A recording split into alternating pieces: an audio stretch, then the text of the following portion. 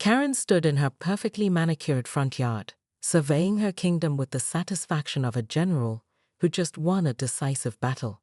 The Channel 7 News interview had gone viral on social media, spawning dozens of memes and reaction videos. Most weren't particularly flattering, but Karen had learned to interpret any attention as validation. Her phone hadn't stopped ringing. The Today Show had called. 3 different podcasts wanted interviews.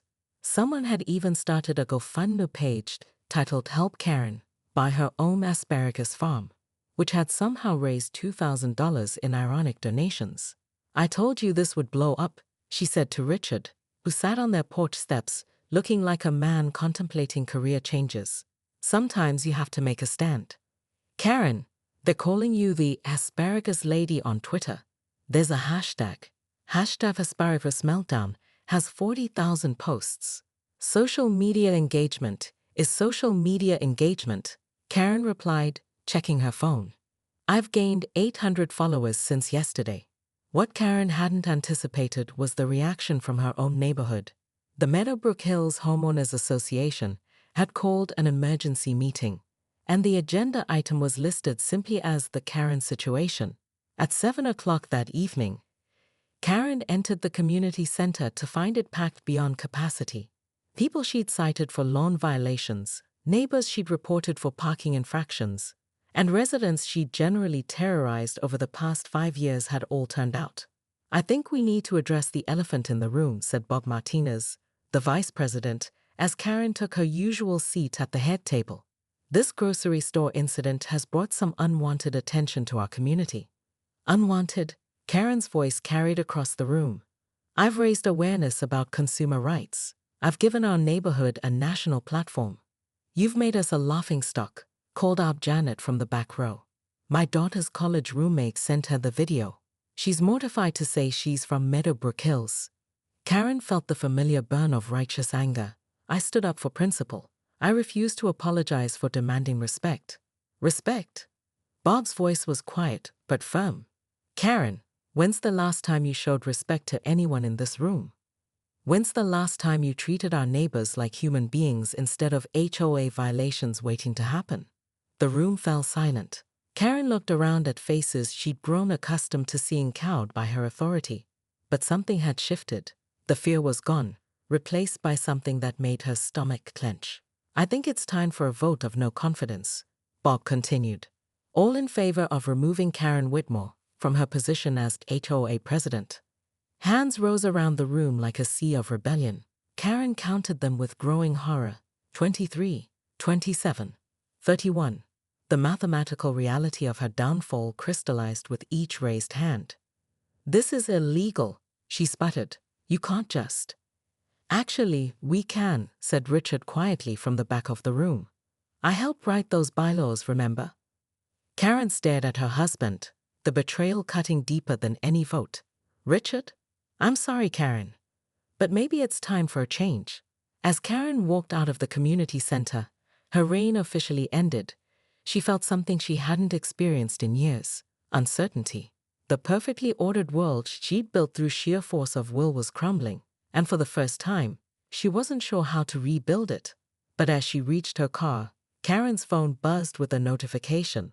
A local morning radio show wanted to interview her about standing up to corporate bullies. A small smile crept across her face. Maybe this wasn't the end of her story after all. Maybe it was just the beginning of a much bigger stage. After all, if a grocery store could make her famous, imagine what she could do with a wider audience.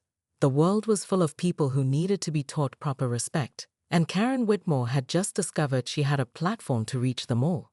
The war was far from over. Richard Whitmore sat in his corner office, massaging his temples as Karen's voice screeched through the phone speaker. 23 years of marriage had taught him to recognize the warning signs of his wife's escalating crusades. And this one was already approaching DSCO11. "They humiliated me, Richard, in front of everyone. That pimply-faced teenager treated me like some common coupon clipper." "Karen, sweetheart," Richard interrupted, his voice carrying the practiced calm of a man who talked many clients off legal ledges. "It's just a grocery store. Maybe we should." "Don't you dare just a grocery store me." Karen's voice pitched higher. This is about respect, about standing up for what's right. Isn't that what you lawyers do? Richard closed his eyes. He'd built his reputation on corporate mergers and contract negotiations, not grocery store vendettas. But he'd learned long ago that sometimes the path of least resistance with Karen was the path of temporary appeasement. What exactly do you want me to do? Sue them? Emotional distress? Discrimination? Public humiliation? There were witnesses, Richard, dozens of them. 3 hours later, Richard found himself in the most surreal meeting of his legal career, sitting across from Whole Foods general manager, Carol Henderson, and their corporate attorney, discussing asparagus coupons and emotional damages. Mrs. Whitmore is claiming intentional infliction of emotional distress, Richard said, his voice flat with professional embarrassment. She's also alleging discriminatory practices based on her status as a community leader. Carol blinked slowly. Sir, with all due respect, your wife screamed at a teenage employee for 15 minutes over a 50-cent coupon. We have security footage. I seen the footage, Richard admitted, but my wife feels strongly about this matter, and she's persistent. That was an understatement. Karen had spent the morning calling every board member of the Meadowbrook Hills HOA, recounting her tale of grocery store persecution with increasing embellishment. By lunch, she'd organized a boycott committee and designed flyers featuring a crossed-out Whole Foods logo. The attorney leaned forward. Mr. Whitmore, I have to ask, do you really want to stake your reputation on this? Richard thought about his wife at home, probably planning her next phase of attack. He thought about the partners at his firm, who would soon hear about this meeting through the legal community's inevitable gossip network. He thought about his daughter Emma, away at college, who would die of embarrassment if this made the local news. No, he said quietly, I don't. But as he drove home, Richard realized he'd underestimated Karen's determination. Her car wasn't in the driveway, and neither was her I want to speak to your manager coffee mug from the kitchen counter.